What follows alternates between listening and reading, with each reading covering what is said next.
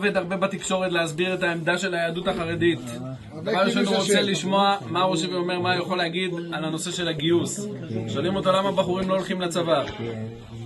מה אפשר להגיד? מה הוא יכול להגיד שהבחורים לא הולכים לצבא, אלא הולכים למקום ששם מצליחים להציל את כל עם ישראל.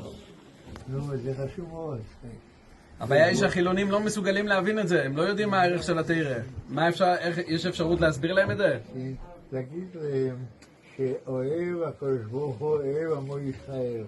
הקדוש ברוך הוא לא אוהב את האנגלים ולא את הרוסים ולא את הצרפתים, הוא רק אוהב את היהודים.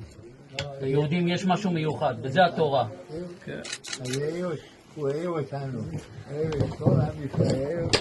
הקדוש ברוך הוא מלא רחמים עליכם ועליהם שתזכו בכל מעשה ידיכם וברכה והצלחה, יהיה כל טוב לכם.